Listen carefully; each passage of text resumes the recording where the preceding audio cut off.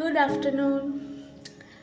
কাল আমি প্রথমেই বলে নিই সরি, বিকজ কাল কোনো ব্লগ দিতে পারিনি। আমার শরীরটা একটু খারাপ ছিল, তো তাই জন্য কোনো রকম ব্লগ দিতে পারিনি।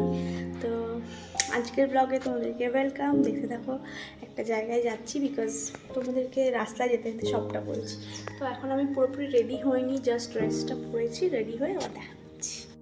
তো আমি তো কথা মতো রেডি হয়ে নিয়েছি, আর রেডি হয়ে আমরা বেরিয়ে পড়লাম। বেরিয়ে এখন যাচ্ছি বাজারের দিকে।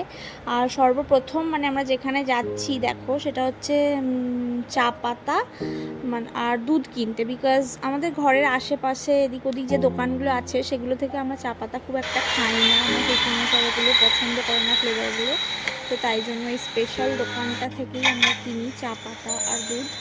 তো সেটাই আগে কিনে নিলাম, তারপর আমরা যাচ্ছিলাম ঘরের জন্য মিষ্টি কিনতে। দেখো, ইউজুয়ালি সবাই কি করে না, যে কাজে মেন যে উদ্দেশ্যে বেরোয় সেটা আগে করে, যে আগে ওই কাজটা কমপ্লিট করি তারপর বাকি। আর আমরা কিন্তু উল্টো, আমরা এই ছোটোখাটো কাজগুলো আগে কমপ্লিট করছি, তারপরে যাব মেন যে কাজে এসেছি সেখানে। তো এটাই তো তোমাদেরকে যেটা দেখালাম, দেখো এতক্ষণ আমরা যে রোডটা ক্রস করলাম ওটাকে কিন্তু বাঁকুড়ার কলেজ রোড বলে। ওখানে বিভিন্ন কলেজ স্কুল এগুলো আছে, তো তাই জন্য ওই রোডটাকে কলেজ রোড বলে। তো আমরা তো দেখো চলে এসেছি মিষ্টির দোকানে, আর মিষ্টি কিনে নিলাম বাড়ির জন্য। আমার কাকু সোনার জন্য মিষ্টি নিলাম। এখানে মিষ্টি সিলেকশন হচ্ছিল।